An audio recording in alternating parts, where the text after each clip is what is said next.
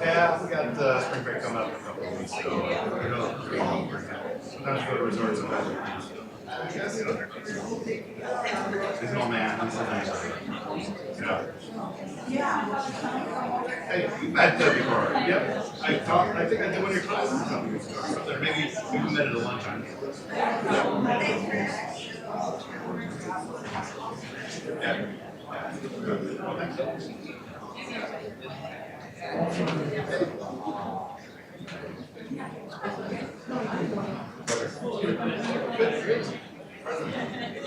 Tell everyone my first story.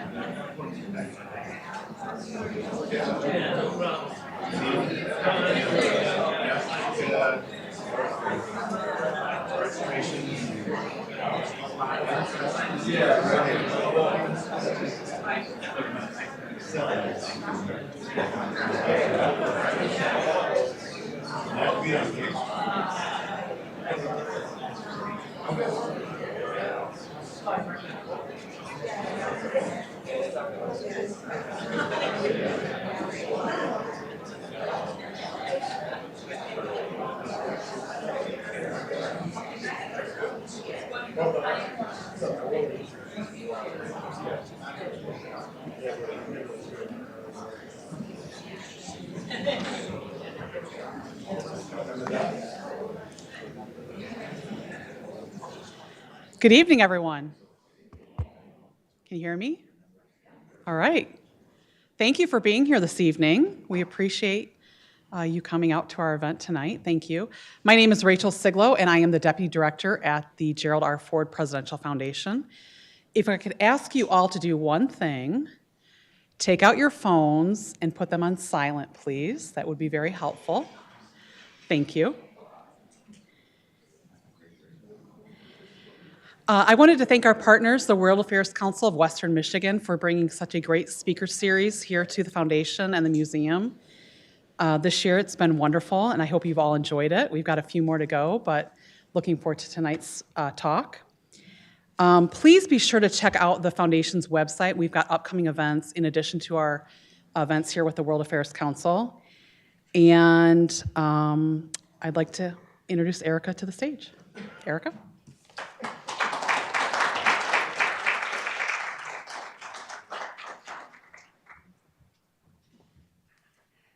Hello, everyone. Thanks so much for being here tonight for our sixth topic in the Great Decisions series with topics suggested by the Foreign Policy Association. As Rachel said, it's been a terrific series so far, and tonight is going to be no different. I'm Erica Kubik, and I'm the Programming Director of the Council. On behalf of my colleagues Rachel Brooks, Abigail Stead, and Michael Van Denen, as well as the Board of Directors, thank you for being with us tonight, here and online. It's our mission to empower the people and organizations of West Michigan to engage thoughtfully with the world. And to change the world, we believe one must first know the world. So if you don't know much about us yet, please do go to worldmichigan.org, or you can check out our YouTube channel, which has the handle World Michigan on the YouTube. We're pleased to host the Great Decision series at the Gerald R. Ford Presidential Museum, and deeply grateful to the museum staff and to the Gerald R. Ford Presidential Foundation for this partnership and support.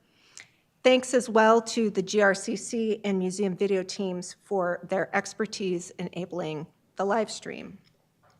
We also want to express our appreciation to WGVU Public Media and the Grand Rapids Community Center, or Community Media Center, for being our communication partners.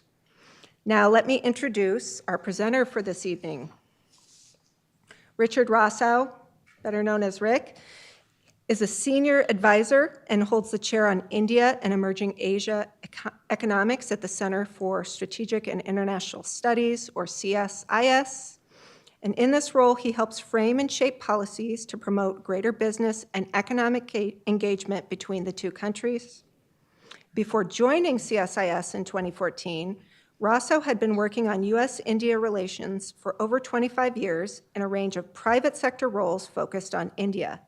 He served as director for South Asia at McClarty Associates, leading the firm's work for clients in India and the neighboring region, and he retains his affiliation with the firm.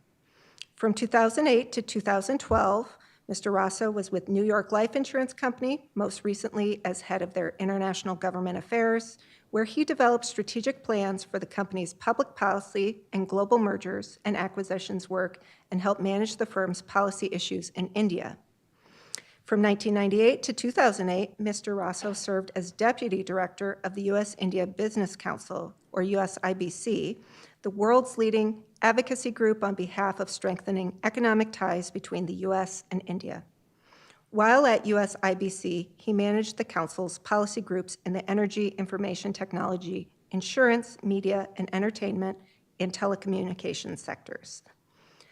Mr. Rossow received his degree from Grand Valley State University, so he is a hometown hero, truly an excellent source of knowledge, and we can credit that to GVSU, so thank you. And thank you also to GVSU for being tonight's sponsor, along with the City of Holland. So please join me in welcoming Rick Rossow.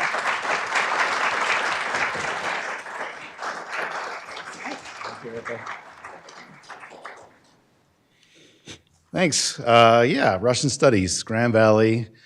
And this is a homecoming, I would say, in triplicate, not just coming back to campus, Grand Valley, but to be over in Holland, Michigan this morning for a corporate breakfast, where as president of the Student Senate back in the day, I donned the wooden shoes and helped to break ground for the Grand Valley campus in Holland. So that's commemorated a few places. And then 27 years ago, back in that booth right there, as I was working at the Gerald Ford Museum, taking admissions and once in a while working the booth when we had some big speakers, including one of the real highlights was doing that exact same job when David McCulloch was here to give a reading of his book on John Adams, which was going to be coming out, so kind of giving a chapter. So pretty cool, multiple rounds of homecomings to be here. But question often comes up, what is a kid from rural Bumpkin, Michigan doing working on India policy kind of full-time? I grew up living upstairs of a hardware store with a family that had never bothered to travel the world, and Russia seemed kind of interesting, taking the program at Grand Valley, which was quite strong, and moving to DC. And by the time I got to DC in '98, Russia was a defanged, drunken bear. There weren't really a lot of Russia jobs. The economy was collapsing. Boris Yeltsin was friendly. And kind of a strange doorway opened up to start working on India, which at the time was a bit of a backwater that nobody wanted to work on. And turns out, at least so far, it's been a pretty good career choice. But let me kick off by talking about why exactly this relationship is and should be meaningful. And by the way, great to see so many folks. It is not common to get a room full like this to talk about India. It's not a historical partner. It's not our NATO. It's not our neighbors. It's something in between. A lot of folks don't have a defined picture of what India is, but there are certain reasons that are pulling our two countries together, and there still remain some pretty powerful forces that pull us apart. When I think of the things that really pull our two countries together, number one, I would say people to people. Look in the audience, several folks, Indian American, Indian heritage that are here. It happens a lot. The number one source of foreign students, the number one source of technology talent. It's a little one way. You don't have that many Americans that are going there to study and work, but that's starting to pick up a little bit. But certainly when you look across major US tech companies, when you look across senior appointees of the Trump administration, the Biden administration, a lot of Indian Americans not just move here, but take great roles across society. And that certainly is a bit of a powerful glue. Number two, the world's most populous nation. Passed China 2 years ago, and guess what? You never have to amend that Trivial Pursuit card again. It's going to hold that position probably for the rest of eternity. And by the end of the century, they'll probably have double China's population. India's going to have modest growth, and China is already on the bleeding edge of a major demographic cliff that they're falling off of. The long-term repercussions of the one-child policy, which has been revoked, but for 2 generations, when people built their lives around having one kid and houses are built certain ways and things like that. So population, it is a form of power and influence. By the end of this decade, India will have the 3rd largest economy on earth. It'll jump over both Japan and Germany. Yeah, on a per capita basis, still lower middle income. Right now about $2,500 per person income, so not a per person rich, but as we've seen with China, if you have a large population and a growing economy, if you can channel that in certain directions, you can do some pretty big things. China today is challenging the United States in leading areas of technology and research and militarily.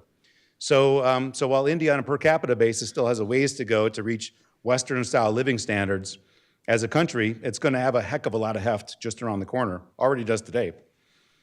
And the last one on the things that bring us together, strong concerns about the dangers of the rise of China.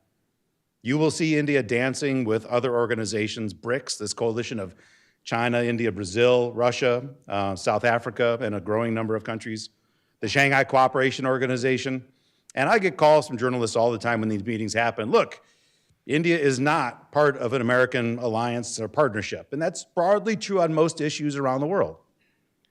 But on China, there is very little daylight on our shared concern about the dangers of the rise of China. And across successive administrations, when we've had challenges on people to people and commercial, it is that concern about China that's kept the administration, even when India was still supporting Russia after the invasion of Ukraine. I get a lot of questions on that. Why? And it's because even in the space of intel sharing and military cooperation, they're doing things with us today regarding the threat of the future that India wouldn't have even considered 10 years ago. And so we'll take a couple of punches once in a while when they dance with partners we don't like, because they do work closely with the United States in ways that you don't read about publicly around the great threat that we face looking into the future. But some powerful forces continue to keep us apart. Number one, history. Russia. Why are they still so focused on buying military equipment from Russia? It's because we wouldn't sell them stuff until recently. They bought the Russian missile defense system that we sanctioned treaty allies like Turkey over.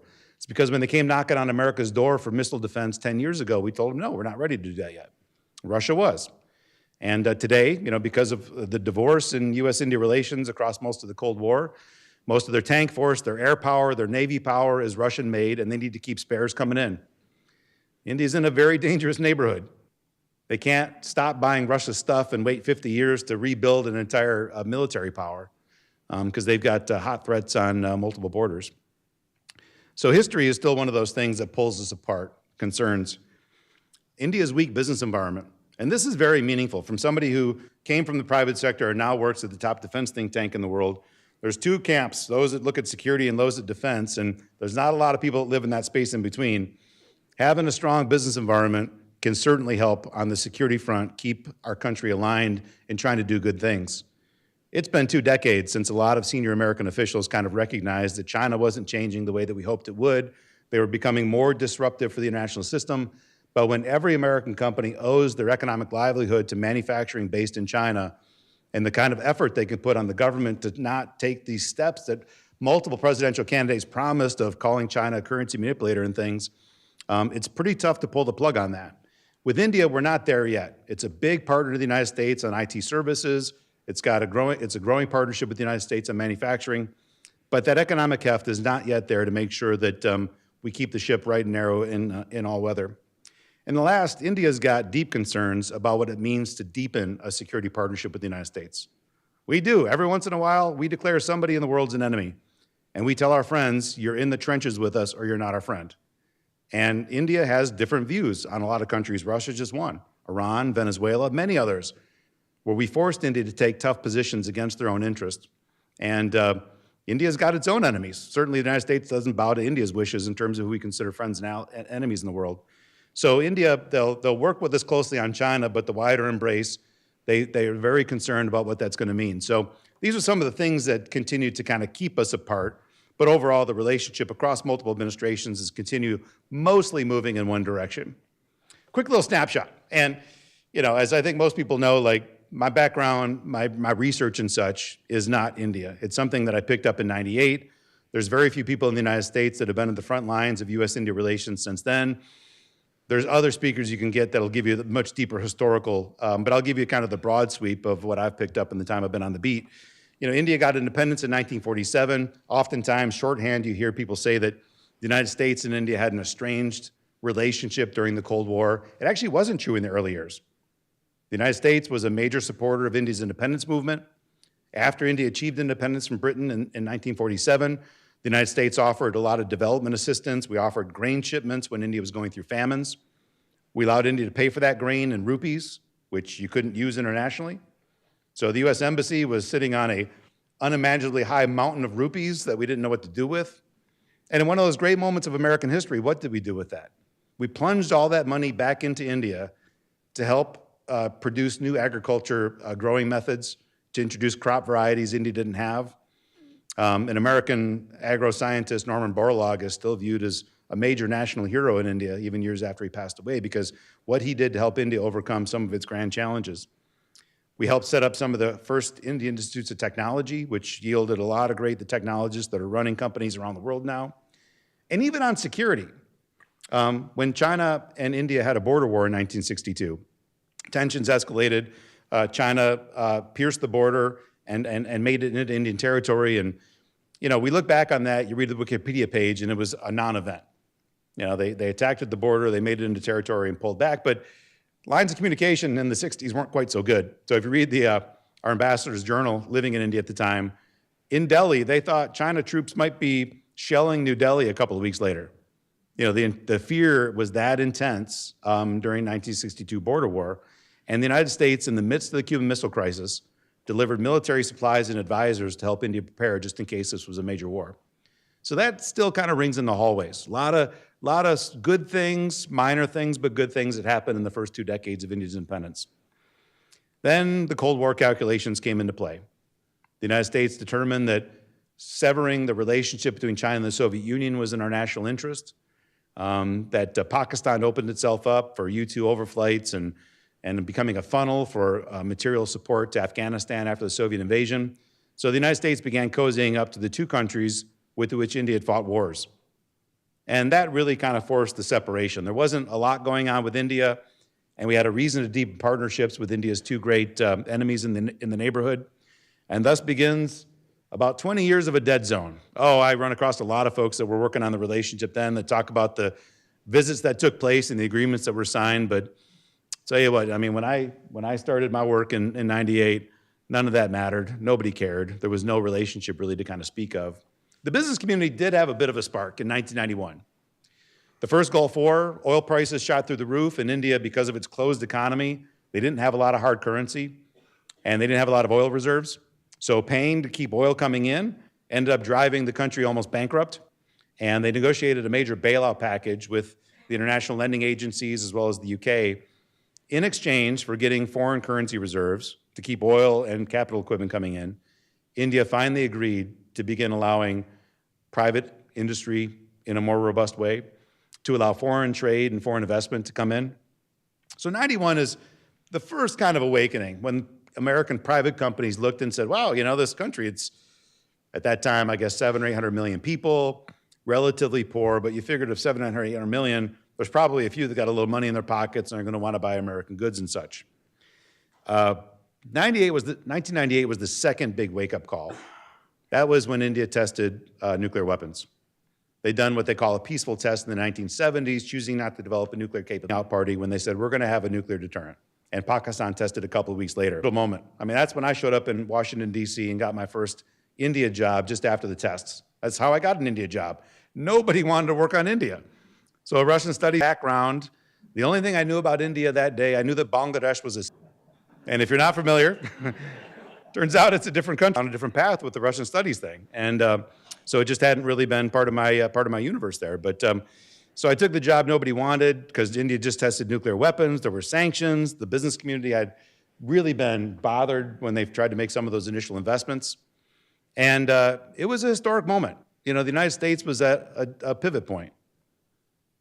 Do you step on India's throat and try to sanction them into oblivion to get them to give up nuclear weapons? The bottle. There's nothing we can do. And future is kind of in the interest time that he was going to use that moment to rebuild the relationship rather than using it as a moment to try to penalize India into oblivion. And the medium intensity border war, Yeah, I guess you look back and you say, wow, I was part of this and I organized the show in Hyderabad and all this kind of stuff and all that engagement with senior officials in the US government, which again, for a country bumpkin who grew up in a hardware store, like that was pretty neat. But it probably took about 50 years off my life because managing those kind of things, it's not for the faint of heart. But President Clinton made a big bet on that this relationship could become.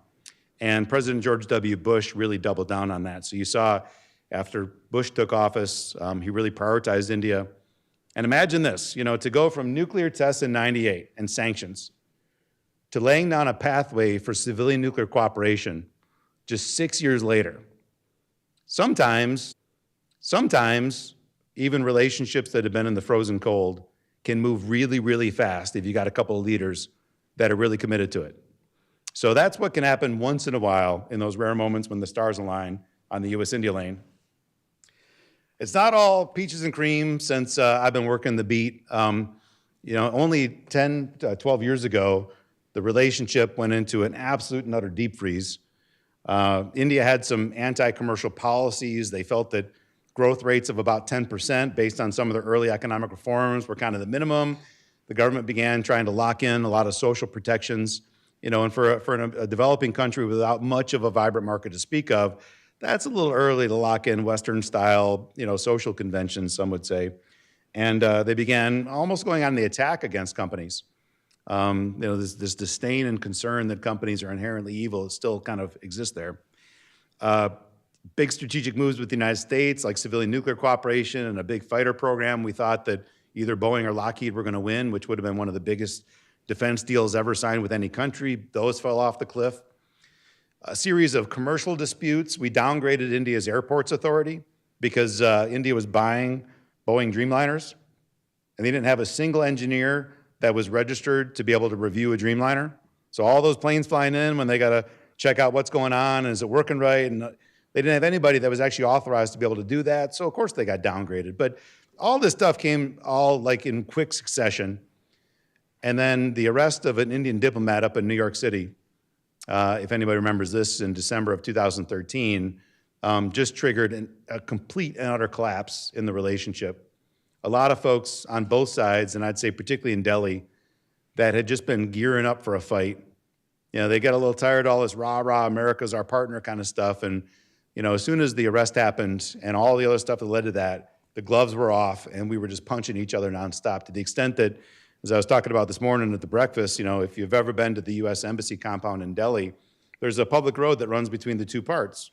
And, you know, if you drive a truck on there with explosive, it's close enough where you can do a lot of damage to the buildings there. So the government's put in blockades and they watch who goes through, and they took those blockades out. I mean, actually putting American personnel in the mission at risk, apart from some other stuff on who gets entrance to the American club at the embassy and a whole bunch of other things. But so as good as things mostly have been the time that I've been working on this, we're still only a decade removed from when both governments were perfectly happy to say, you know, we're going to political war. So I never kind of take it for granted that it's only going to move in one direction. India is a parliamentary democracy. Whichever party or group of parties wins the lower house of parliament chooses the government. So a prime minister doesn't have term limits as long as the party keeps winning. Prime Minister Modi just started his third term in office, and let's go back to what he was when he first came to office. He'd been a state leader in India. Early in his tenure there was a religious riot against Muslims, and the United States felt that he was guilty of that, revoked his visa. We didn't have U.S. government engagement with Modi. But he began to build a reputation as somebody that believed in clean government, supporting business growth, hosting a big investor summit. So, you know, when I say we didn't know him, the U.S. government didn't know him. The private sector, the diaspora knew him because it still had very open doors. But we didn't know exactly what kind of a national leader that Modi would be. On the economy, he inherited an economy that is, still has massive trade deficit with the world. I mean, our trade deficit in the United States, both of our political parties are pretty anti-trade these days. Our trade deficit compared to GDP is about 3%. India's is 8% to 12% of GDP. That's their goods trade deficit every single year. So I know a lot of great trade economists, maybe there's some in the audience that say, Rick, you can't just look at imports minus, but every world leader does. You know, it's a pretty simple calculation, look at it imports minus exports, and that's how you think your manufacturing industry and trade competitiveness looks. So he began shutting the doors. From 91 up until 2014, India was mostly opening to foreign trade and investment, slowly, surely, painfully. In 2014, you began, at least on trade, to see a closure. Higher customs duties, local manufacturing rules, and that burned a lot of companies. But encouraging foreign investment. You might think, what government around the world wouldn't want great companies in the economy functions? India has 28 states, and before Modi took office, they had their own customs unions. So to move products from Delhi to Bombay, you get stopped as many as a dozen times by internal customs stops. That's a heck of a hard way to do business in a single market. So they created a national taxation system, similar paperwork. They removed the state-to-state borders. Not to say the domestic economy works perfectly, part of it because he doesn't control everything that needs to happen, but and two, India still has a pretty dominant role of a lot of government-owned companies. The largest life insurance company, the second largest bank, when he took over the largest airline or second largest airline, were all owned by the government. Some of those he'd prefer to fix, and some of those he'd prefer to sell. And luckily and fortunately, the one direct flight between DC and New Delhi, which is run by Air India was privatized, still using the old planes, some of the old staff, but I'm kind of hopeful around the corner. We might have a modern airplane that'll take me to Delhi in a 14-hour shift without any layovers and such, so that's a personal interest of mine. Hindu nationalism, you hear a lot about this. Stoking Hinduism versus Muslims, sometimes other religious minorities. It isn't the calling card that he wakes up every single day and portrays, but times that he's felt politically weak. There was a time at the end of his first term in office when his party started to lose some state elections, and he needed to go back to the base, the voting base, that's going to be with him through thick and thin and throw them a few things that they wanted to see. There'd been this religious site that was contested between Muslims and Hindus, and they got the Supreme Court to issue that it was indeed a Hindu site. Yeah, it's a court decision, but the Chief Justice managed to get a seat in Parliament a couple of weeks later, so it doesn't look completely legitimate. Accelerated path to citizenship for people that move to India for religious persecution. Any religion except Islam. And if you know, like, different sects of Islam, some of the worst religious tension you see in the world is between different sects of Islam. So So some of the steps that they took on religious intolerance, but it comes and goes. It's not a day-to-day thing, but when it's there, it can be pretty fierce. Foreign policy, reorienting foreign policy to really look and confront the danger that India agrees China presents. Focusing on related partnerships like the United States. Some big moves on domestic politics, improving delivery of public services. As I was saying at the session that I did this morning too, like, again, we didn't know what this Modi guy was like, but his first national speech, just after he took office, he gets on the walls of the Red Fort in New Delhi and he says the word rape. He says, boys are the problem. Parents, do you know where your boys are at night? And we need to have a massive toilet building program because right now, your wives, your sisters, your daughters have to go out in the fields in the middle of the night in darkness, risk getting attacked to go to the bathroom. And that was not the Modi that we thought we were getting based on his track record in these years running the state of Gujarat. So this delivery of public services, it's water, it's sanitation, it's electricity. There were 18,000 villages that didn't have electric power when he took office. 70 years after independence, 18,000 villages still didn't have electricity. They might have had a generator, but they didn't have government electricity, and they brought, it's not great electricity. You're not gonna be running 50 computers in a supercenter there or something like that, but so a lot of basic delivery of public services. You do also see a lot of pressure on civil society organizations. If they're not towing the government line, there's a lot of pressure, journalists get harassed, things like that. A lot of foreign NGOs that work in India, if they're working on things like Christian prerogatives or maybe it's working on issues of women's empowerment and they're doing so in areas the government's not comfortable with, they might see controls on the funding and things like that. If you're in Modi's shoes, this is probably the one slide that talks about the grand challenge that he faces domestically. In agriculture, the blue, that's workers. A lot of workers producing the yellow, very little economic output. On the far right side, more or less the opposite on services. India is great in services, a lot of economic output for relatively few workers. And in the middle is everything else, manufacturing, power sector, mining, things like that. You know, the big change that's gonna happen is you're gonna have a lot more people leaving agriculture fields because they see the money's in the other areas. There's not a lot of jobs in the other areas yet. And how do you begin stoking those jobs to be created while still keeping basic lines of services open, public services for people that are in agriculture? So when you see these moves on trade, on job creation and such, it's because if that blue on the far left starts moving to the right and there aren't jobs there, you're gonna have chaos, political chaos, maybe violence. So this is probably the one slide, if I'm in Modi's shoes, that more or less drives the main things I think about when I wake up every single day. The economy's doing all right. Growth, the highest growing large country in the world, 6%, 7%, outpacing China most years. Foreign investment, about $50 billion they'll bring in this year. That's decent by Indian standards, but only about a quarter of the level China gets in a good year.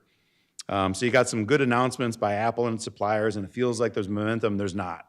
It's a couple of really good one-off good stories.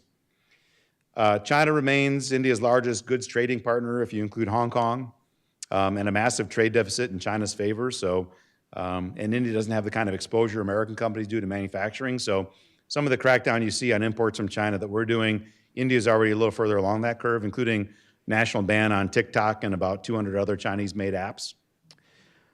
Services trade remains really healthy.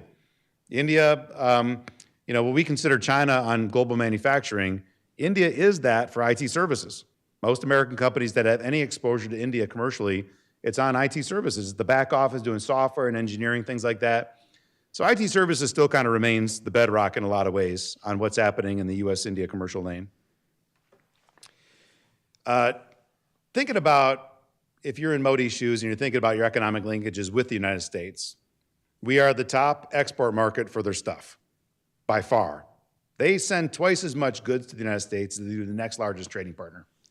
So we are vital as an export destination. We are the top market for exporting of IT services. About 60% of all these IT centers you hear about in Bangalore and Hyderabad, about 60% of what they export come to the United States, including a lot of that by American companies that set up shop there. And we're the largest source of foreign investment. To the United States standpoint, largest source of foreign students. They passed China a couple years ago, and so now they're the largest source of foreign students. Actually, on overall services trade, our balance is pretty even because when Indian students come here, pay tuition, and go back, we count that as a service import or service export from the United States. They're our top market for back office IT. Really, kind of that swaps back and forth with Ireland depending on the year, and they are a growing source of foreign investment. For somebody who grew up in the Detroit area and seeing the kind of gutting of auto manufacturing, the first new auto manufacturing facility in a generation was built in Detroit by an Indian company, Mahindra. So there is increased investment, not just in IT, but in pharmaceuticals and autos and other areas here in the United States.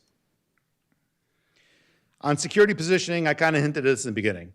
Yes, India remains non-aligned on most global issues, but they recognize China is a massive threat that they can't manage by themselves.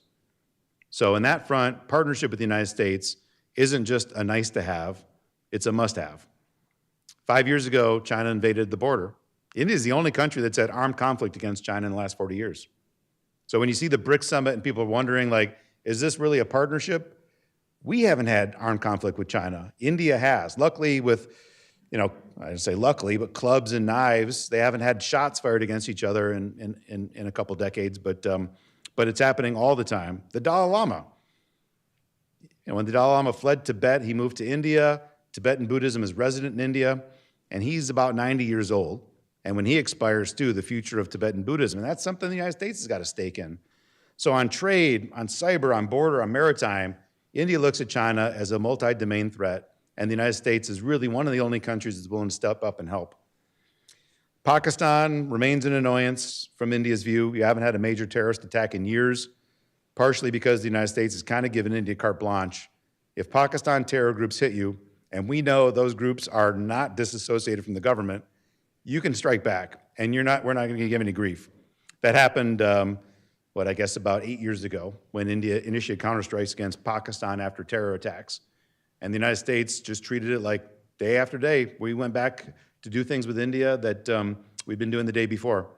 I think Pakistan recognizes now the United States is no longer going to be the brake, and Pakistan has a lot of control over the terror organizations operating on their soil. We are ramping up our work in air and Navy programs. India's border crisis, though, is kind of pulling a lot of attention back to the Army, but China's real prize in the region is the maritime domain. We don't spend a lot of time thinking about the Indian Ocean.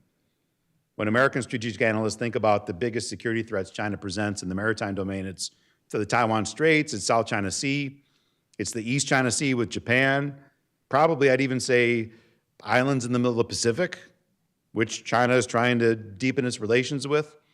To most American security analysts, the Indian Ocean is not really a big place. To China it is, because 70% of their energy and trade comes through the Indian Ocean. And India has, for generations, been the dominant military power in that neighborhood. So China needs to make sure during wartime they can keep those lines of trade open.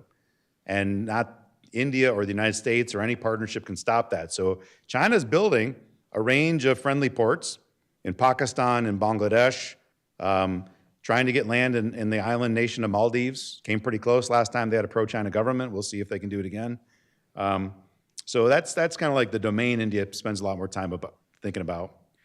And then we have the Quad. I don't know if folks have really paid much attention to this, but it's the grouping of the United States, Japan, Australia, and India. It existed briefly after that tsunami in 2004, when the four navies were working together really on an ad hoc basis, especially India, because we didn't have a deep partnership. But you had the tsunami. You had all kinds of islands and beaches and communities that were affected. Who's bringing supplies to this place? Who's bringing a medical ship to that place?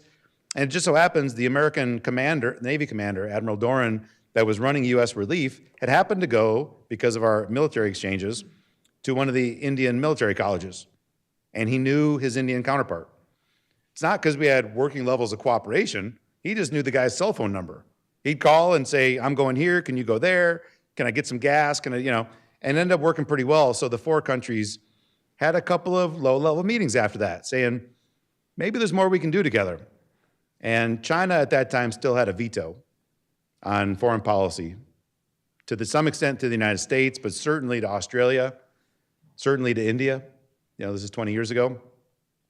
But slowly but surely, The Quad has been revisited, reliving itself. It started as low-level meetings under Biden. President Trump elevated it to a minister level meeting, and then Biden took it to leader level meeting.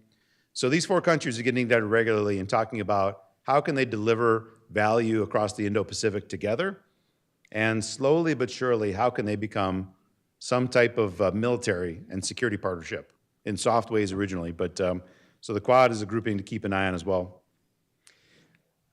This is the slide that gives me probably the most hope. When you talk about systems of governance and the things which really keep India down from achieving what we think might be its real economic potential and development potential, here in the United States, when you think about the levels of government that touch your lives, our national government, India's national government, almost the same. They do national trade, they do security, they do defense, some highly regulated industries. Our national governments have almost the same exact powers and authorities. Here in the United States, you think, what other levels of government impact your life if you run a business that touch your business? You know, and you're gonna have your state, your county, and your city. In India, all that is compressed at the state level. State governments have never really devolved power to cities. There's a mayor of Bangalore and nobody cares who that is. Sorry, Mayor of Bangalore, if you're watching right now, but it's kind of a one-year term. It's usually unfilled. They don't have much of a budget or responsibility. Most of the big decisions made for developing big cities like Bangalore are made by the state government, not a lot of local autonomy. What does that mean? Well, state governments are mostly appealing to farmers. That makes up the vast majority of voters. Remember that slide I showed in the beginning of workforce is, you know, half of the voting population are farmers, and their most touches with government mostly are basic subsidies for water, electric power, for fertilizer, because they're forced by law to stay really small. Small business being this beautiful thing, as India thought at the time of independence. Cities are mostly the piggy banks that are used to fund these subsidies for the rural parts of the country, but it also is the reason why big companies don't have reliable access to electric power, water, sanitation, things like that. You find that mostly in cities, and the cities are just starved. You know, if you go to Bangalore, the traffic jams are horrendous because they have not built infrastructure alongside the development that's happening there. Not even Bangalore, because it's hard to build a new city onto an old one. But just outside New Delhi, there's a brand new city, 25 years old, called Gurugram. That was built from scratch by a developer starting 25 years ago. And it's great. You go out there now and it's got, you know, great, Google's out there and JP Morgan, all these great companies. And, you know, you're looking from the neck up and it's beautiful. You think you're in some place far superior to Silicon Valley with how beautiful it looks. And then you look down and everything the state government should have been investing in to make this become a reality is terrible. I mean, I got friends there who have these, you know, $5 million apartments, and they got to truck in water for the rooftop tanks every single day because municipal water supplies are gone. So even the new cities where if the state had invested with the private firms, could have made something, you'd have a Singapore sitting right outside of New Delhi, and instead you just have like a little bit less congested Bangalore, you know, and that's what it could have become. But over the next 20 years is the biggest transformation since independence. Most states, most voters are going to be living in big cities. And that's when the political dynamic changes. That's when you get elected to state office by feeding cities instead of starving. And when you think about any country's development trajectory, urbanization is very closely tied to per capita incomes, to industrial development. So things are going pretty well in my lane right now. I'm happy, I'm satisfied, it's a fun career, I get fun stuff to do. But the real takeoff point is still probably 2 decades away. Some states will get there sooner. Some developed states are like right on the cusp about becoming majority urban. Some of the more industrial states like Tamil Nadu in the south and such. But there is an even faster acceleration point that's going to be happening between now and over the next 20 years. And that's what really kind of excites me when you think about where things are going. Just a couple more slides and I'll wrap things up if that's all right. Yeah. President Trump, he's bullish on India. You know, when you see like, you know, trade wars with the neighbors and all that, sometimes when I'm hanging out with my colleagues that run these other departments, I feel kind of bad because I'm mostly smiling still right now because they're, you know, really is doubling down. India was one of the first leaders to be welcomed into the White House. This Quad grouping I mentioned, they had a foreign ministers meeting the day after inauguration. I think a lot of this on security cooperation is going to continue. The one area that I think on security where you're going to see a change, we've been helping in the last couple of years, helping Indian defense industry learn to make more advanced defense equipment. We would much rather sell the stuff. Any administration in the United States would. But India presents a little bit different choice. It's a huge market, and we want to get India to stop buying so much from Russia. And so if our number one choice is buy all that from the United States, that may not fly. If the number two is help India learn to make it itself, and that's the best way to get India to stop buying so much from Russia, the last few administrations have been willing to do that. I don't know that Trump is going to be as aggressive on transfer of technology to help India make defense manufacturing a reality, but pushing more sales of equipment that otherwise we wouldn't have allowed to be exported to India. Military operations, I think, are going to grow. Commercial really kind of sits on a nice edge right now. President Trump has announced that in April they're going to have this long review of every other country's tariffs and see if India's is here and ours is here. We're going to increase our tariffs to match India's. And that's going to be a dark day. I mean, some of the reviews that have happened so far, India is expected to be the worst or second worst country hit by this tariff program that's going to come out in a month. But at the same time, last week, India began negotiations with the Trump administration on a free trade agreement. Something the United States wouldn't have even considered with India because they were so far away. But, you know, to India, the United States is a vital economic partner. India is willing to open up its economy. They've been signing trade agreements lately. They just don't want to do it with global application because they're worried China is going to continue taking advantage of the market. So I do think there's a real chance of getting a robust trade agreement done by the end of the year. Most people in my universe think that I'm crazy for saying that, but you know, the drive and the imperative I think is strong enough to see it happen. People-to-people ties is going to be a mix. You know, so far in the joint statement with India, they announced that they're going to try to expedite for student visas and skilled worker visas, which flies in the face sometimes of what we think of a lot of Trump's base support, which doesn't seem comfortable with immigration of any type. But at least with India, they're talking about keeping the channels open. But, you know, we saw last time if Indian students that want to come here feel that, like, the U.S. is less welcoming, this is a lot of the reviews that were done last time around. Even though they didn't go after student visas last time that President Trump was in office, you saw a bit of a decline because a lot of students want to come here and get the degree, yeah, but they want to work here for a while afterwards if they can too. Because you get between 1 and 3 year automatic visa, and if you're working for a nonprofit, you can get an additional 6 years. So, so people to people, you know, they're trying to keep relatively stable, but if it feels less welcoming, that could have, you know, a bit of an indirect impact. A lot of opportunities for acceleration of ties. If Make in India, this program Modi's trying to do of manufacturing works, if India becomes the next China as that place that global manufacturing has to be, yeah, that'll cement the relationship in a pretty significant way. If the PLA Navy, if China begins expanding its operations in India's neighborhood, they're going to need the United States to, you know, further deepen cooperation on security. We also have a lot of friction over how we deal with the rest of the countries in India's neighborhood. And that's been a challenge. If the United States can find some small ways to follow India's lead. Myanmar is going through a civil war right now, which that also remains kind of knife's edge. Bangladesh does not have an elected government. Pakistan can't keep a government in office. Sri Lanka's had challenges. You look at India's neighborhood, and there's a lot of challenging actors there. In the United States, far, far away, we have a different perspective on this. Democracy at all costs, while India, right next door, would rather say stability can be good sometimes. So I don't know whether we'll ever follow anybody else's lead on anything. It's not really the American way, but that's a demand India's making, and India's managed to craft a lot of, extract a lot of concessions from the United States that other countries haven't. If we get this trade agreement, you know, at a future administration, if we expand immigration, these are all kind of things I think that could accelerate. Deceleration, the first one probably a little bit less likely right now.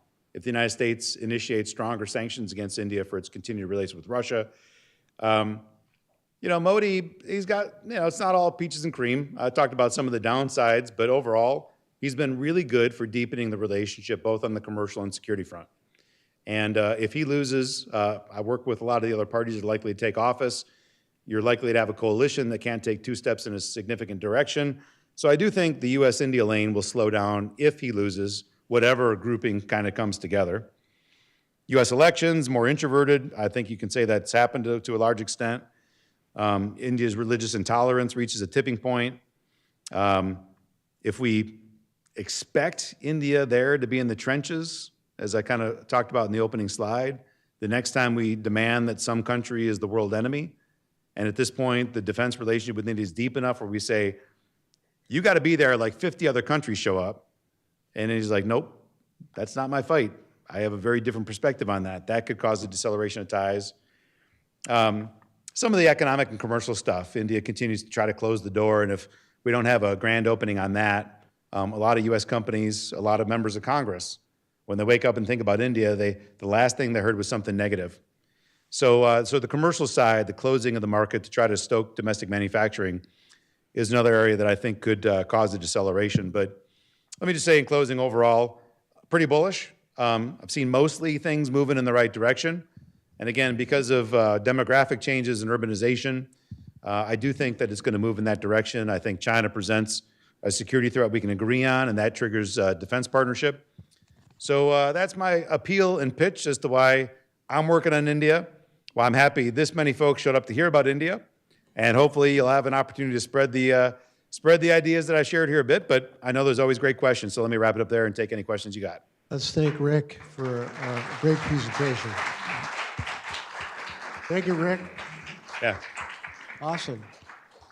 I'm Michael from the World Affairs Council. Erica, you've already met. She's on the other side. We have microphones available to you. You know the House rules. Respectful and succinct questions is what we're looking for. 616-308-6560 if you'd rather text. And Erica has some questions already, not from texting or from our YouTube folks, people who are watching on a live stream. You got a question, Erica, to start with? I do, and then a gentleman over here as well. So the question in regards to India, what can be done about 24% unemployment of young people? I think the answer is sort of what I hinted at on the Make in India drive. A lot of the unemployed don't have employable skills. They might be coming out of college, but getting a degree in India, you can either do the studies or you can probably pay a little extra on top of your tuition to get the degree either way. Some of the tech institutes that are there, companies say, when you come out with a tech degree, they got to give you 6 months of real training so that you learn how to actually do the job you were trained for.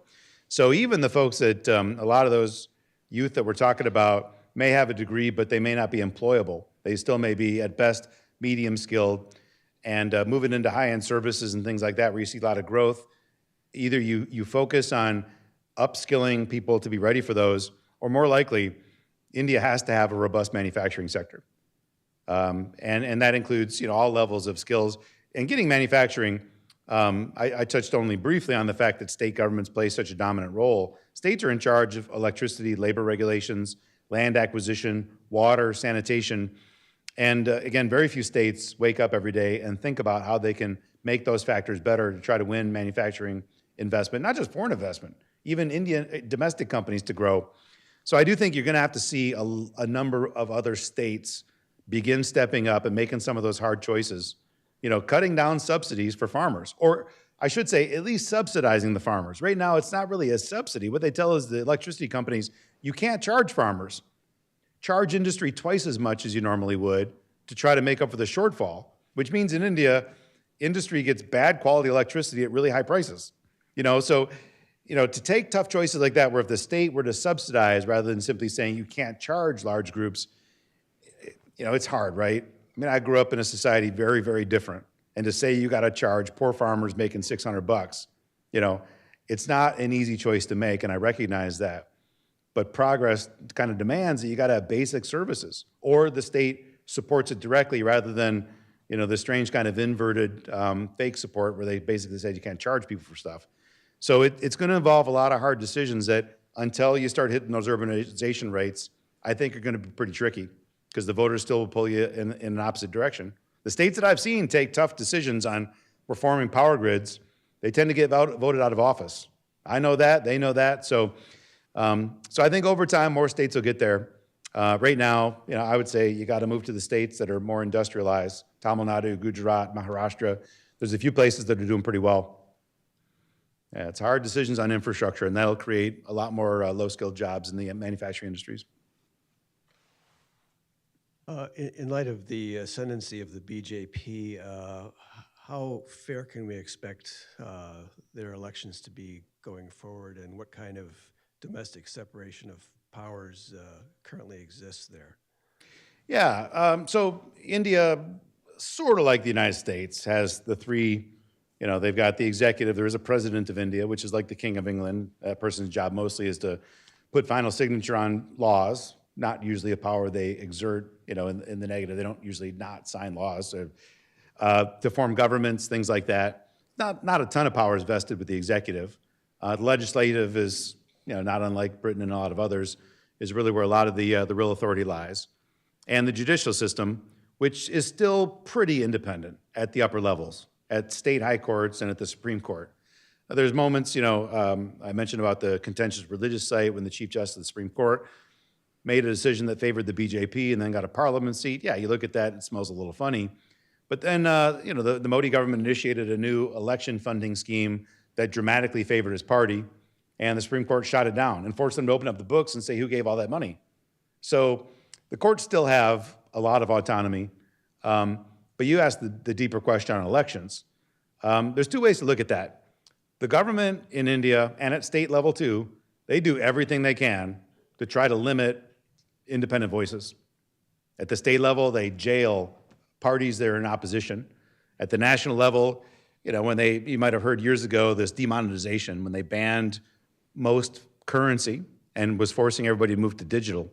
Part of that was because a lot of the parties that accept bribes in cash, and they got warehouses of cash, and you can't move $10 billion in rupees in a short period of time. This one move on demonetization forced a lot of the opposition parties to just basically let a match with all the money that they'd accumulated licitly or illicitly over time.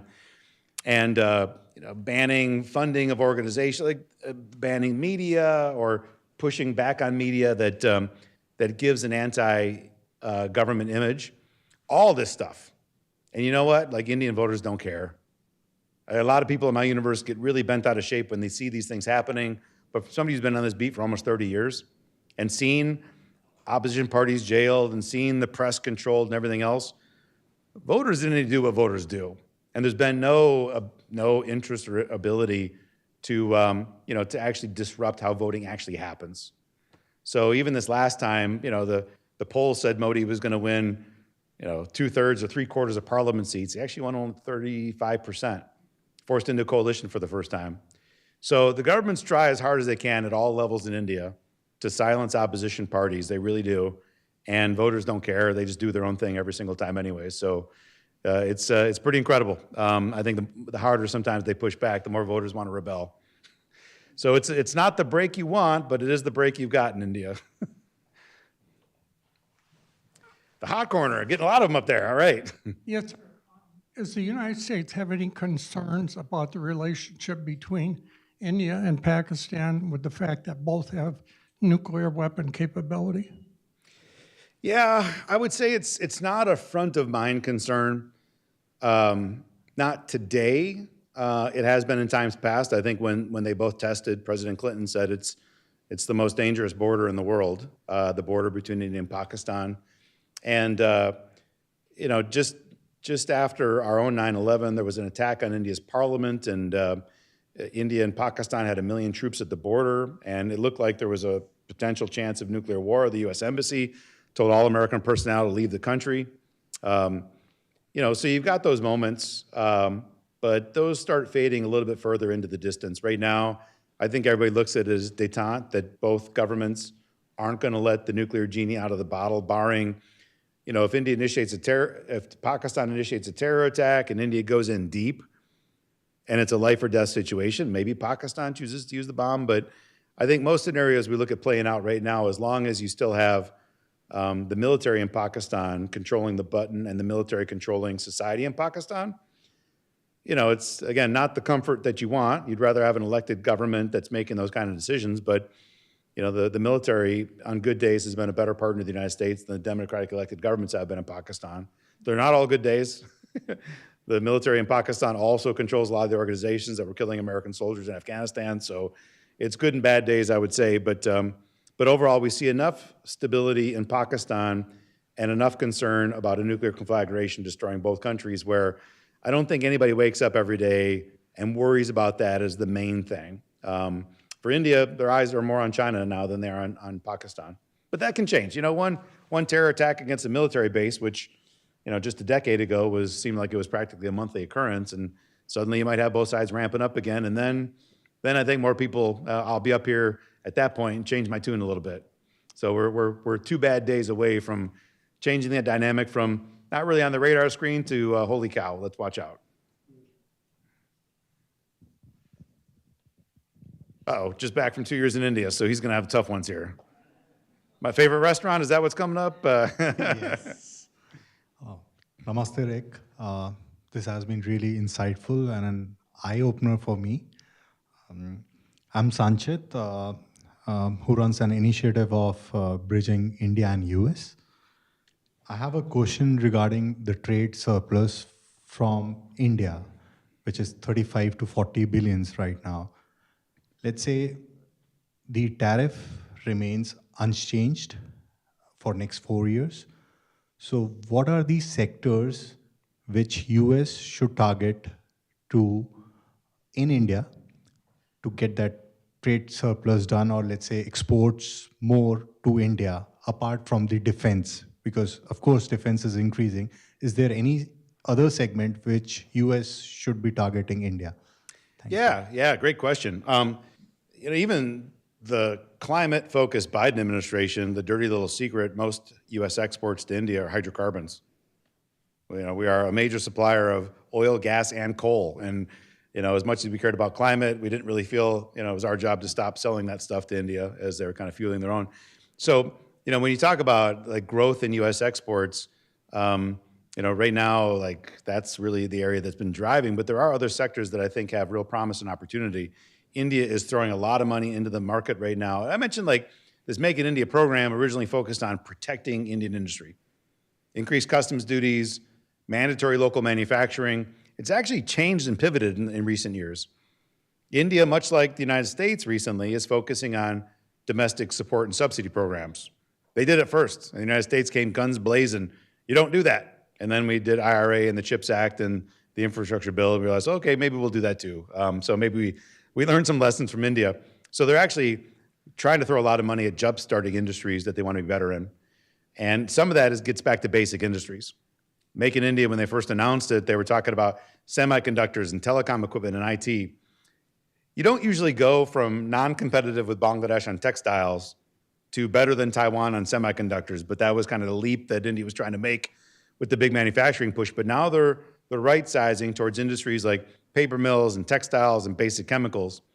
What I think that means for the United States, and I think especially with the Trump administration where, we want to improve exports, but India also wants to improve its own manufacturing capacity, there's complementarity there. And what is it? U.S. should really do a deep dive on the resources that India's going to need, the raw materials, for its own manufacturing campaign, and get those into the Indian market. Make the United States the preferred supplier. Intermediate goods, the input stuff that goes into all the sectors where India is announcing domestic subsidy programs. Let us be the ones that are selling the intermediate goods where there's no domestic production, for the pieces that go into the computer and things like that. Capital equipment. If India wants to be a mass manufacturer, they're going to need the big machines that make the stuff. And the United States still has, in some pockets, pretty good capital equipment production. So I do think the areas of natural complementarity are, if you catalog the sectors where India has a reasonable chance of getting good at, and we think of all the exports we would have that complement that, that's the best area where Make in India and Make America Great Again can really live together. I think last time, you had a lot of diplomats getting on stage saying these two programs could work. Unless you get to that level of nuance, they can't. Because I think last time they had Trump and Modi, they both thought making the computer, the final assembly, was all manufacturing is. India has a more nuanced view of it now. They realize integration, global supply chains. You need to buy some stuff to make some stuff.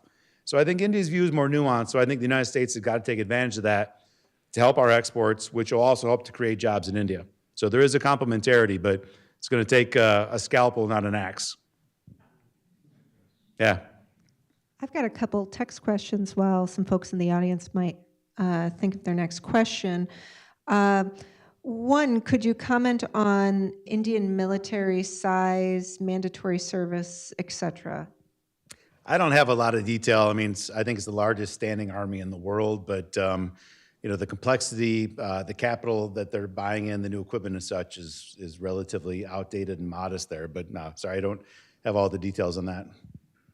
And then the other question is, you touched on this a little bit, but maybe you can expand. Is India democratic in regards to religious freedom?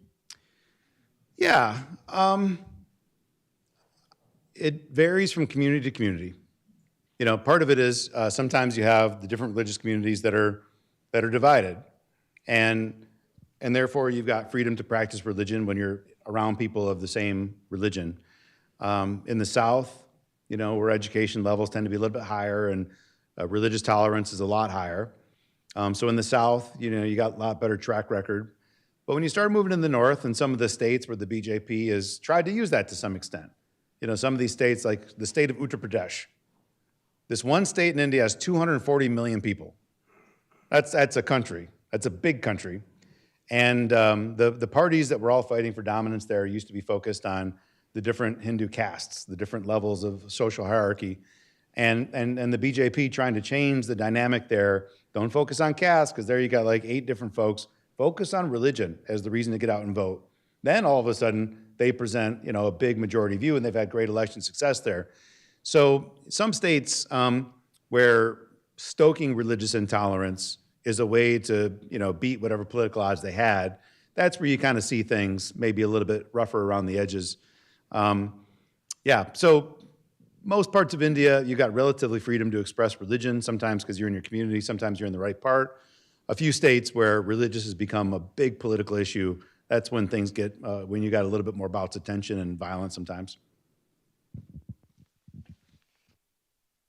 Hi, I spent a month in India in the summer of 2022, and one of the main things that stood out of my visit was just how many people there were.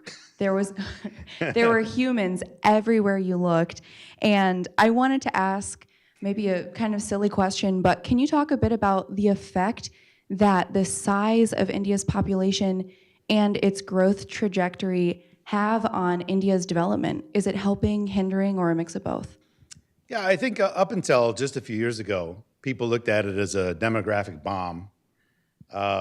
You go back 40, 50 years, there were concerns about whether India and the world could feed itself. Then you realize, productivity and agriculture can grow exponentially. So it wasn't so much a concern about feeding. India produces enough food, even itself. They just don't get it to the right places on time. And they subsidize basic grains, so you can eat wheat until the cows come home, but not a lot of folks get a vegetable or fruit that often. So there's challenges, with the things they grow and the ability to move food to where it's supposed to go. But the bigger question is, kind of pointed to demographics there, can they turn that into productive power?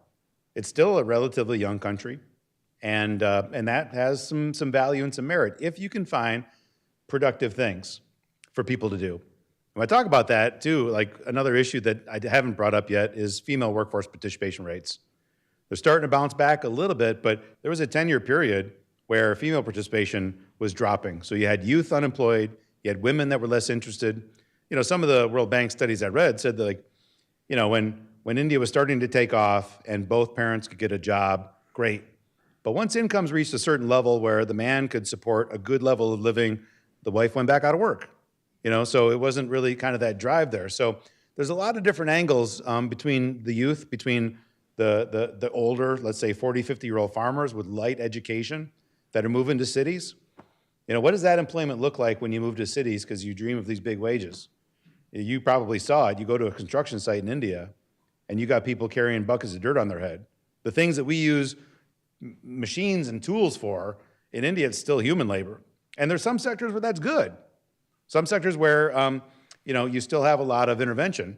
One of the big questions that comes up in this a lot is automation going to move faster than India's ability to create the ecosystem to attract these jobs? Then you've got a real crisis. Or I should say, the social divergence that the world's going to face at some point, probably, when we don't have to do very much anymore. India was talking about 10 years ago about universal basic income. If you reach a level of automation where they can make everything they need without people having to go to work that much, apart from creative industries and things like that, can you begin creating just a universal income where everybody doesn't have to work, you got enough money to do things with, and you don't hear about that as much anymore, but with AI, it's starting to creep in the conversations again. I'm kind of a believer that I always think it's going to evolve. There's always going to be work. People are going to find something to do. But that's another part of the question and what you raise here. So they got to get basic industries and manufacturing moving to accommodate that. Otherwise, it will be a demographic bomb. But India actively is talking about it as a demographic dividend right now because you do see economic growth. You do see some manufacturing industries take off. But I don't think I can give you a definitive answer yet. I know what has to happen to make it work, and I can easily imagine what's going to make it blow up. If all those people move to cities and all they have is jobs carrying buckets of dirt on their head, and another topic that we all need to pay attention to this year, heat waves. I don't know if anybody spent a lot of time thinking about that, but last year India had the worst summer heat wave that they've ever had, and guess what? That's the coldest summer India will probably ever have again.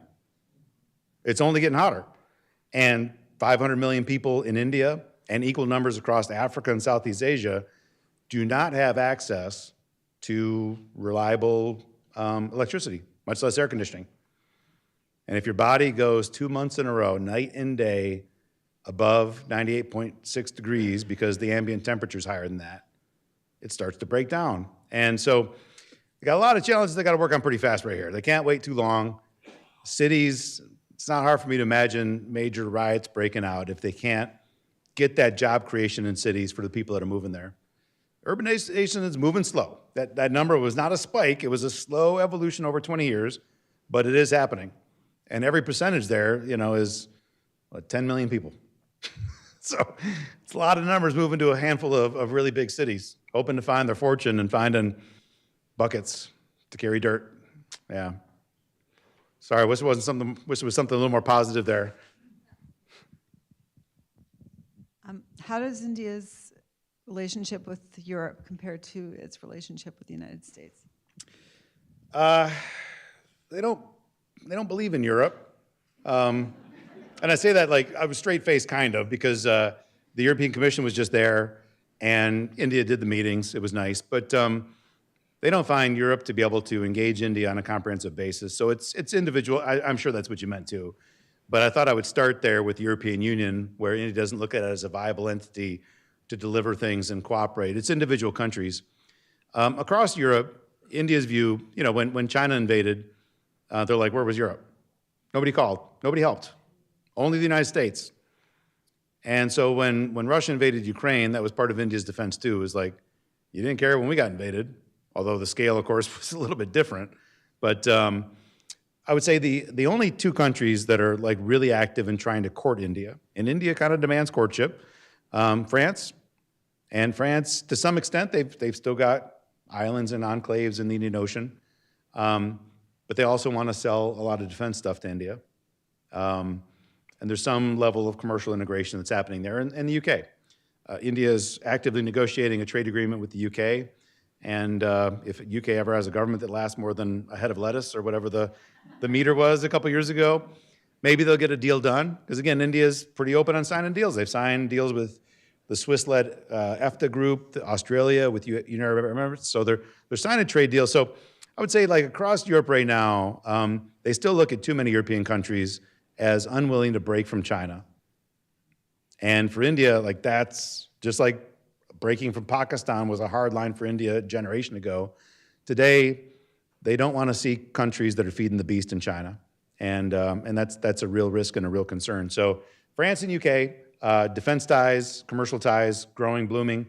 Other countries in Europe, apart from the Swiss-led EFTA group, Switzerland, Luxembourg, I don't remember what the little grouping, all the tiny countries, they have a trade agreement, so trade's supposed to grow there, but otherwise pretty modest with the rest of Europe. Yeah. Where does India stand now with the caste system, and maybe compare and contrast that to the Jim Crow era in the United States? Yeah, I mean, as a business and security guy, like this gets to the edge of stuff that I feel I've got a strong domain knowledge. Probably a few others in the room could probably answer this more definitively. My hot take for somebody who spends a lot of time in India and such, is like as urbanization happens, as people move to cities, as they focus more on careers, as they think about what modern life brings to your family and your kids' welfare, caste stuff is less, but it's never quite gone. And this is like one thing, like almost everybody else that does what I do is of Indian heritage and descent. So I find like when I walk into a room of Indian business persons and they tell each other their names, because a lot of times with the name you can tell what state they come from and what caste they're from, there's a language that's spoken in that moment that I've been to India 140 times. I've spent 25% of the year there for the last 26 years, and that's a part of the language I still can't get. People walk into a room and they know things about each other, and there's a hierarchy. Like when I was at New York Life Insurance Company, we had a huge operation in India. More agents in India than we had in the United States. Some of the South Indian staff wanted their own thing. The South Indian Cafe wasn't allowed to open until the North one closed because there was a competition in there, and the North India folks were the dominant group at the lunch cafe, and they didn't want to lose business. So, like I can go in and I can see things and I can understand in rural life, caste is still the dominant thing. You live where you live. You take the career because your parents had that, and it's kind of hardwired. In the cities, it's less, but I would say there's still, we read horoscopes. We try to believe that sort of mysticism is kind of gone from our society, and yet a lot of people read the horoscopes, and a lot of well-meaning Indian business persons, they won't do a business meeting unless they're astrologists. True story, like this happens a lot, unless their astrologist says that the day is fortuitous to have that meeting. So, some of this kind of weaves in, and like there's a language beneath the language that I can't even begin to claim to have penetrated. So caste, real heavy in villages, real heavy in rural, less so in cities, but you still see that nuances around the edges where it impacts small things that, as much as I try to pay attention, I know there's a game happening in the room sometimes that I'm not a part of. Others in the room, Indian, please, feel free to weigh in on that one because it touches on issues that, again, I've learned a lot about a few things and there's a lot of stuff I don't know. So I don't know, Sanchit, if you want to add anything else or others here. Well, Rick, you know quite a bit, so we'll talk about that later. But you know quite a bit, and we're glad that you're with us. Thank you very much. Yeah, thanks, Ron. Thank you, appreciate that.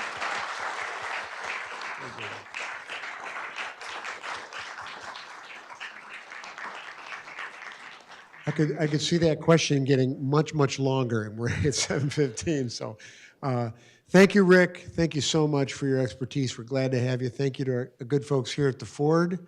Thank you very much for that. Our friends at GVSU, thank you for graduating this guy and unleashing him out into the world. Next week, week 7, can't believe it, week 7, we have Emma Ashford coming from the Stimson Center in DC. Get this title, The Future of American Diplomacy. That should be an interesting conversation, and we're glad to welcome Emma, and we're glad to have that conversation with all of you, respectfully and insightfully. So thank you for being with us. We'll see you next week.